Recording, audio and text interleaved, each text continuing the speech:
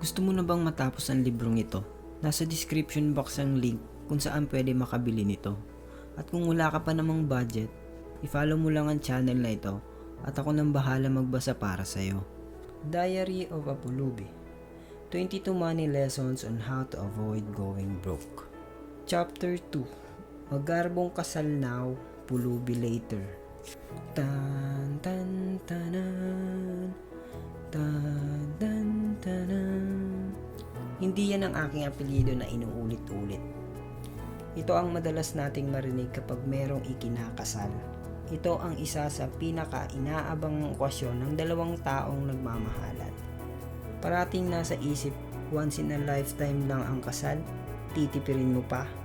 Dapat in grande, minsan lang to, itodo mo na. Okay lang naman ang in grande kung afford mo. Kung hindi carry, edi mag-adjust. Pero may iba na sa halip na mag-adjust, ginagawa ng paraan na nagre-result lang sa utang. While it's so tempting to indulge, let us instead be practical. Aanin mo ang ingranding kasal kung magigipit ka naman kinabukasan. Bakit nga ba sumusobra ang gastos ng isang kasalan? Kasi gustong imbitahin lahat.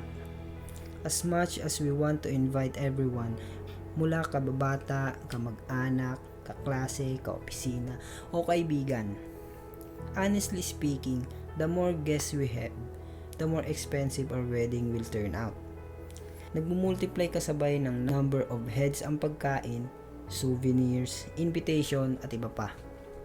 Choose to invite only those na talagang may kinalaman at may pakialam sa magiging buhay nyo bilang mag-asawa. You don't owe anybody an explanation kung bakit hindi sila invited. Ang totoong kaibigan, maiintindihan kung nagtitipid kayo. Invited or not, they will understand, respect your decision, and be happy for you. Feeling can afford. Pinakasikat na caterer ang kukunin, pinakamagaling na banda or wedding singer ang ibubook, pinakamagaling na photographer or videographer ang i-hire. Lahat ng pinakagusto, yun ang kukunin. Sometimes, just to prove a point na kaya natin. Kung lahat ng ito ay susumahin natin, tiyak hindi pa tayo kinakasal, lubog na tayo sa utang. Tipong on your wedding day, nakasimangot ka na lang dahil sa kakaisip kung saan kukuha ng pambayad kinabukasan. Of course, it feels great to get one of the best suppliers for our wedding, pero kung hindi na kaya, huwag na ipilit.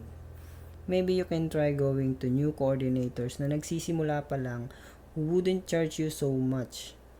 Or baka meron kang kaibigan na magaling pala dito at gagawin niya iyon para sa'yo for free. Gusto mo na bang matapos ang librong ito? Click mo lang yung yellow basket. Kung wala ka pa namang budget, i-follow mo lang ako at ako nang bahala magbasa para sa'yo. Hindi pinaghandaan. Ang problema kasi ng iba sa atin, ang daming gusto, pero walang sapat na budget para dito.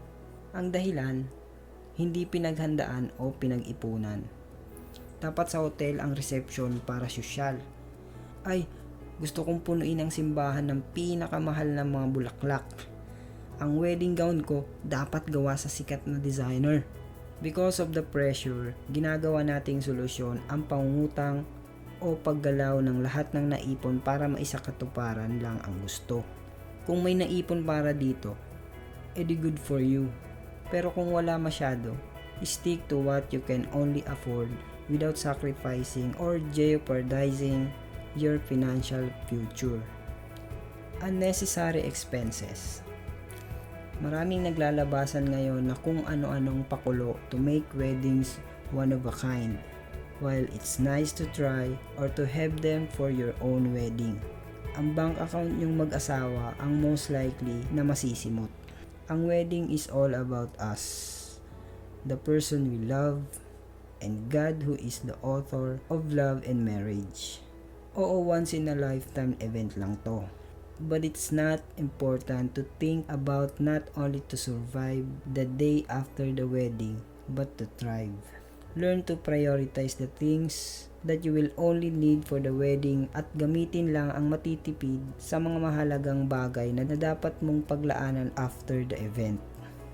Tandaan, ang kailangan nyo maging ay dalawang taong nagmamahalan at hindi dalawang taong nagmamahalan sa tambak na gastusin at bayaran.